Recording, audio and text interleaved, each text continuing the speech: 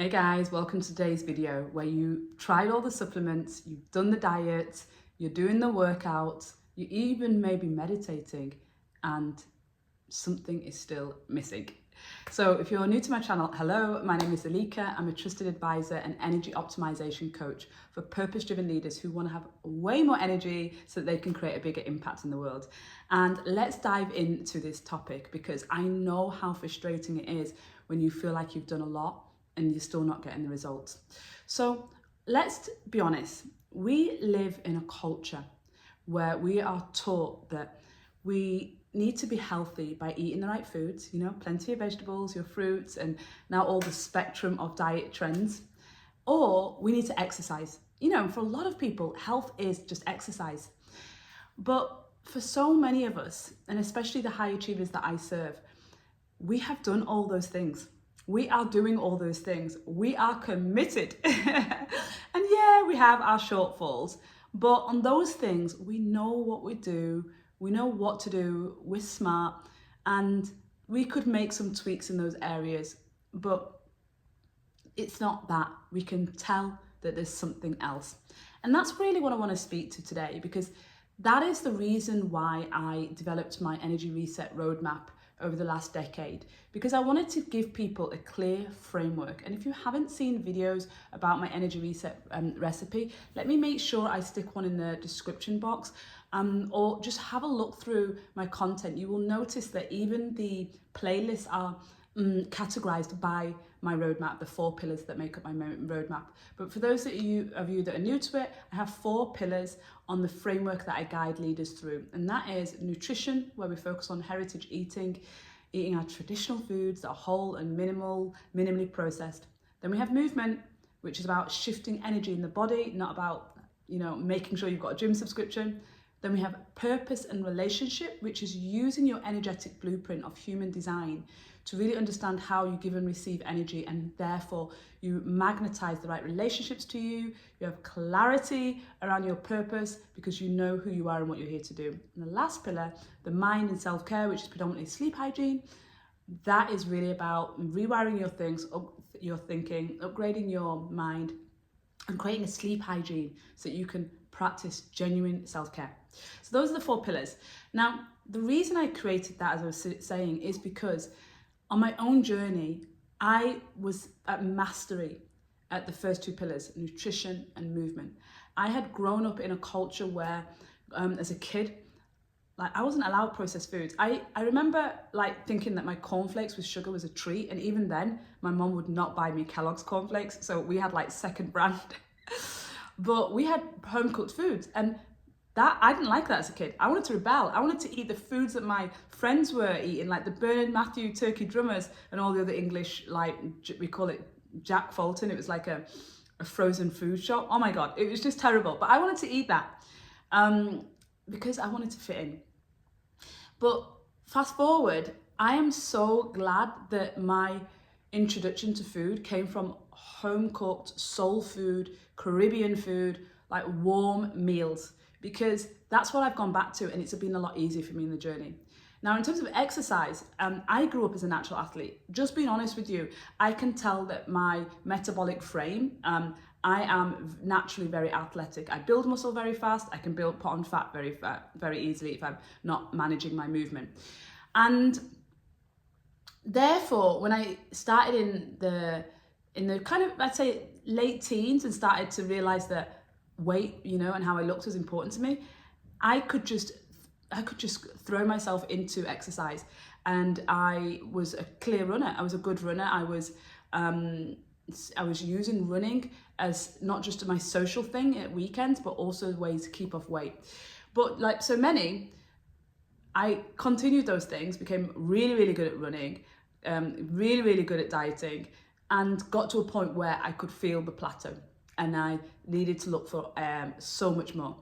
Now, that is my beginning journey. And I know that when I really started to go into my first burnout, that was the very start of what is now my inner work practice that I didn't realize at the time, but has become just so sacred to me. But now I'm in Dubai, and it's really interesting because here, oh my God, the diversity of the people, the experiences, the exposure, it's blowing my mind, and it's exciting me because it's also exactly what I needed to the expansion of my mind. But within that, I see that I'm in a culture that is so wanting wellness, so into wellness, so like talking about wellness. And yet it's like expanded the issue that I saw when I was in Singapore, which is looking at wellness as a new trend, looking at wellness as the thing that makes you look good on your Instagram, and not understanding that wellness is a holistic approach to a lifestyle that you want to build. And so I want to share a couple of stories actually that are conversations that I've been having. So one of my new friends here who I absolutely love, I've been meeting some beautiful people here, but you know, she was telling me about her journey with wellness, and she actually comes from the medical profession, her family doctors, and she was sharing me about some of the ailments that she's had. And over the last couple of weeks, I've decided to do a very deep audit of my gut program. They're called the Good Gut Guide, which I created like I think I created it like 2015, right? So you can think about how ahead I was at the time, because gut health has really been, you know, really taken off more recently. So when I created the Good Gut Guide, it's still to this day is perfect, because it's really how I think about things, which is, okay, I'm not going to jump into any trends, but what have we done for thousands of years? What's proven? What do we absolutely know works? And I decided that I was going to audit it and just see if there are any areas that I wanted to update whilst I'm in Dubai, based on the fact that I'm introduced now to even more varieties of different ingredients. And so, like everything, I teach something that I've fully integrated into my life. So I'm like, the best way is to just do it, right? Now, I haven't done such a deep cleanse of my gut for a long time, because I've been living a lifestyle that's not really necessarily required it. However, I have had, like in the shift to Dubai, I have experienced more gut issues, which I put down to the changing microbiome, the bacteria in my gut, changing to its new environment. And also, being honest with you, the air quality here is terrible. So I know that that's impacting all of my gut bacteria as it's trying to adjust to its new environment. So I was like, okay, perfect time. So I was telling her, she was asking, and I was telling her about, you know, what I need to do. And like everybody, they want to know the bits that you're doing so that they can copy it, right? So I'm like, you know, well, for example, I'm not taking dairy, I'm not taking refined sugar, which I'm not taking gluten, which obviously means that I'm not eating any processed foods. And then, but I said, but to be honest, it's not really about what I'm not having, because you're probably already thinking, well, what can I eat? It's more about like, what am I going to eat? And what does my bacteria in my gut need at the moment? And this is very much a very deep one that I'm doing this time, because I'm literally doing an autoimmune protocol. So I'm taking it to another level where people that have autoimmunities, they really need to calm the inflammation in their body. I'm literally looking at it through their lens and what they can eat. So this is much deeper than a basic elimination diet. And she was asking, she was like, she said, oh, so what did you have for breakfast? And I told her, and let me recall what it was. For breakfast, I'd had roast pumpkin, roast sweet potato in extra virgin olive oil and oregano with 2 fried eggs. And she said, oh yeah, I could do that. And I was like, well, you know, not everybody could do that, because also I put the eggs in, and normally I wouldn't put the eggs in because eggs can be very inflammatory. Anyway, we went on this conversation, and I could see what was happening. I could see that I was being dragged into this conversation over where, if I tell you this, you can do it.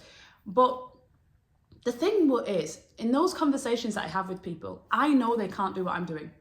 And I know that they can't, because the thing that I'm doing is based on a mindset that I have. There's a mindset that I have which allows me to go, for this period of time, I'm going to say no when people want me to say yes.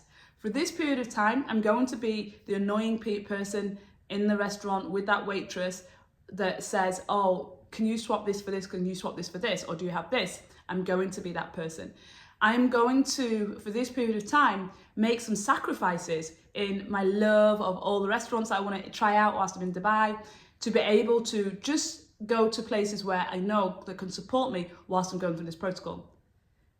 So even if you know everything that I would teach you about, like the foods that I'm going to eat, why I'm going to eat them, the foods that I'm going to avoid, you still wouldn't be able to do it, because it requires a certain mindset. So this is the big thing that I see, is that people are following protocols, they're following diet plans, they've found something on YouTube, piece together lots of influencers or people that they follow or medical doctors so they can say, oh, you know, Stacey Sims told me this, or, you know, whoever the next expert is. And they're not going to be able to follow it because this requires a whole support system internally that supports this particular, like, let's say this, like this diet, for example, or this protocol that I'm doing, my gut cleanse. It requires a real deep introspection of yourself. And what do you feel when you have to be the person that says, oh, actually, I can't take that? Or, you know, when I went to South the other night, the guy on our table said, okay, I'm going to order some appetizers, some things for us all to share. And I was like, oh no, I'm good, fancy. And he was like, no, I'm just going to order like some cheese balls and blah, blah, blah. And I was like, oh yeah, thanks. I can't because I'm just actually on a quite a strict protocol. And he turned around and he went, I don't care, I'm going to order. And my point was, you can order what the hell you want, but I'm not going to eat it, right? And I'd made a mistake, which I actually talk about commonly with my clients, which is I overshared. He didn't need to know that. I could have just gone, and not ate, but I did overshare. But the point is that how I felt was, okay, he was quite rude. He didn't need to say, I don't care. And equally, I don't need to overshare to this person and prove to them or explain myself as to why I'm not going to eat the food that he's ordering, but he can go ahead and do him and I can do me. I didn't need to do all of those things. But when I caught myself, I just like kind of raised, but I still know that I am the person that you put the most beautiful, and we were in a really nice Brazilian restaurant, so he ordered some good stuff like cheesy balls covered in breadcrumbs, not my type of thing, but like it was good. And then he ordered some, I think there was like some fries with some Brazilian style seasoning on them. And I was just like sat there going, oh, I'm 100% confident that I am not going to touch a thing. Now here's the thing, my friend was there, and I know that she was asking me about the protocol and she's on her own little kind of reset. And I could see everyone tucking into the fries and all of that and not having that part of themselves that wants to honor what they feel that their body needs in that time. And I don't even like the word, because I was speaking to someone else and they said, it's about discipline, you've got discipline. I was like, you could say it's discipline, but I don't even like discipline as a word for this, because discipline feels rigid. Whereas I feel so empowered. Like I feel like, well done, Elika, you're doing this. Okay, let's clean up the gut. Let's rearrange the microbiome. Let's get yourself strong, fighting inside out. Let's get that inner system. Like that's how I feel at the moment. Like I actually realized that I think my gut had been asking for this for a long time, and I needed a catalyst to do it. And God gave me the catalyst of like something that I really will motivate me, which is how can you make your program even more better? Like how can you make the Good Gut Guide the program of choice for everybody in the Middle East? And like this came to me as a motivation. And because I can't just like, okay, let me just look at my videos and let's just tweak this, I literally have to go, okay, let me do the experience, and then from there let me see how I feel, and then let me get my inspiration from there. So like God gave me obviously for a reason. And so you see from just this sharing with my friend, there's no way she could do what I was doing. Then I want to share another story that happened where I was speaking to a guy, and I was sharing him about why I do what I do. He was asking me about, what made me got into it. He's saying, your approach is so holistic, it's so unique. I've never heard anybody that could support somebody so holistically. And I was like, well, being honest with you, it was my journey. And I spent hundreds and thousands on my own personal growth and my own health and healing. And I'm like, how do I save people from doing what I had to do? And so, yeah, I said it is very holistic because I've realized that that's what it took.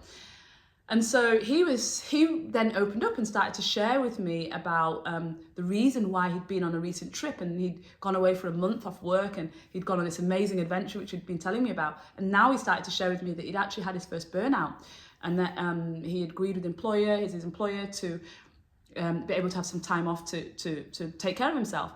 And he was sharing that he had iron deficiency when he did his tests, and that he had been eating all this beautiful food, like local, like fresh fish and just local ingredients, and just lots of time in nature, diving and all this. And he just came back and he said, even if my test, my iron, my anemia is still there, like I feel so much stronger, so much better. And he said, but I'm gonna have to change work because I got into the office, and within like a couple of weeks being back, I could see the same issues. And so I could see that toxic environment at the end of the day, if it's toxic, I'm not going to be able to like change it.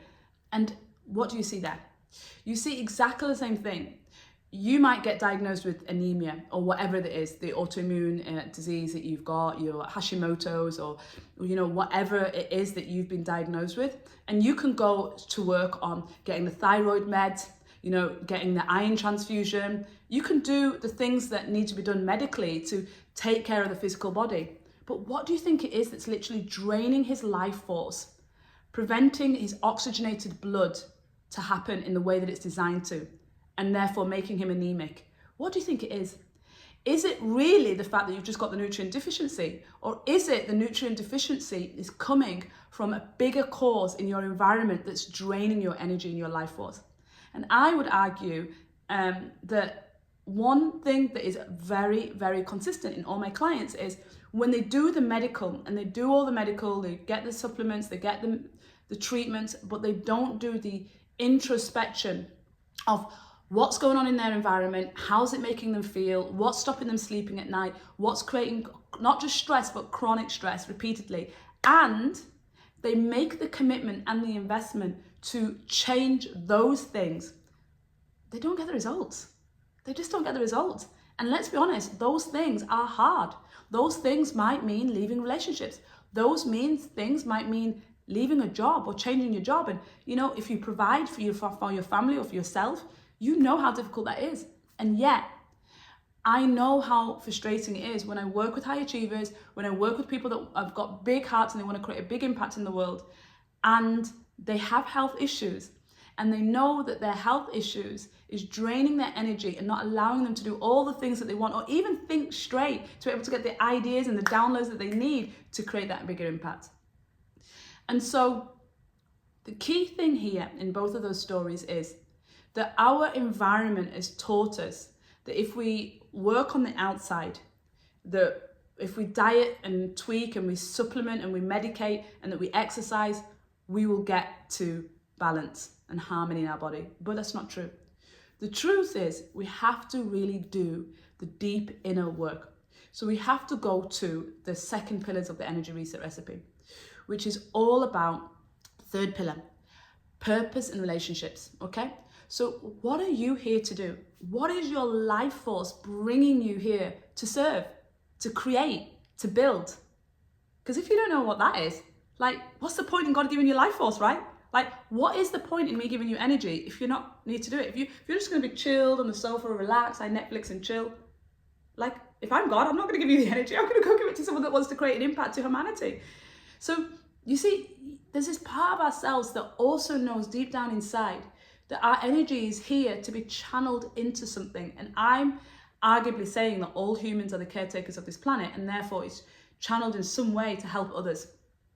Whether others is people, planet, or the environment, I don't care. But I believe that it's here to help others. So you have to have that clarity.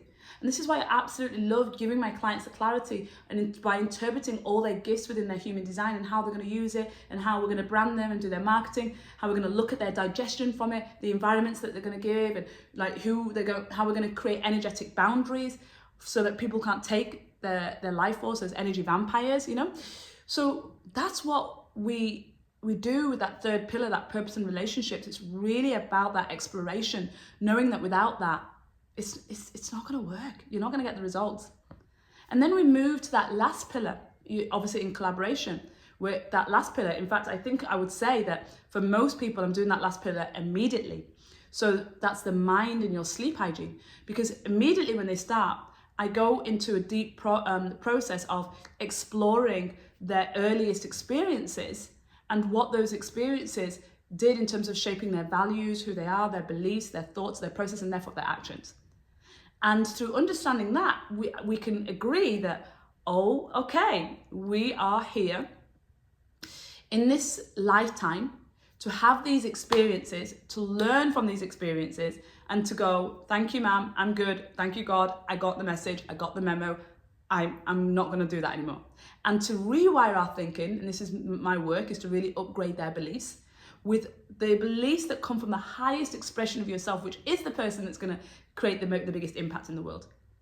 And so without that process, they're going to be like, I can't be that person, or oh, I can't say that to my boss, or oh, I've got to work late because they're going to think that I'm just like that I'm slack, or which, you know, none of the people that I serve are lazy in any way, shape or form. That's the problem. They're doing way too much. But, you know, oh, I can't say that because my partner's not going to like it, or, you know, oh, you know, I can't make those changes at home because the kids do this, and, you know, the hubby does this, or, you know, oh, you know, but if I say that to my wife, she'll wonder, what was I doing all this time? Or she'll be nervous about, you know, like, where's the money going to come in from? All of these beliefs that we have that may be true or may not be, because they're not defined as factual. But these are all the things that are going to come up that are going to be blocks to you actually getting the results if we don't do that work. And when we create a sleep hygiene, that's because with all the things that you want to do, all of the healing that you've got to do, when do you think the body heals the most? Our body heals the most when we are in deep restoration, which is when we're sleeping. Like somebody said to me once, and it stayed with me forever, which I was so grateful for. They said that sleep is the best form of meditation. And it's so true. It's why it's so important to prepare your mind with the thoughts that, you know, gratitude, the vision that you have of your life, all these things before you go to bed. So that you really can go into that deep meditation, that deep restoration of healing the body, mind, body and soul with those positive thinking. And so those two pillars are so important to me, purpose and relationships and the mind and sleep hygiene. And so when I'm building that container with my clients, I absolutely know that anything that we're going to build in terms of their diet or their movement plan or their business or their relationships, they're going to sustain it because we've put all of those ideas, those thoughts into a really strong vessel that they can hold, that's expansive, that can hold all the things that they want without sabotaging, without collapsing. You know, it's like, you know, you I don't know if this, I've just got a memory of being a kid and playing with boxes and like getting yourself inside the box and like making it into a den. But then like you get some boxes that were just like not really strong in their containment to be able to like, so you'd move a little bit and it'd be like, oh my God, that bit's breaking. And it's just this idea of like not creating a vessel. Like I want to drink 3 liters of water a day, but I'm going to drink it from a 200 ml cup. Well, that's a lot of filling up. So why don't I just get a 1 litre bottle and then know that I've got to fill that 3 times in the whole day rather than how many 200 ml glasses I've got to do it. You do the maths, right? So it's making sure that if you create the vessel and make that so strong through the inner work, through the deep like support and guidance of your inner landscape, then all the things that you add, all the habits that you create, they will happen with ease and flow. So I hope that's really helped you to understand why you may feel that you're doing all the things, you're doing a lot, but you're not getting results.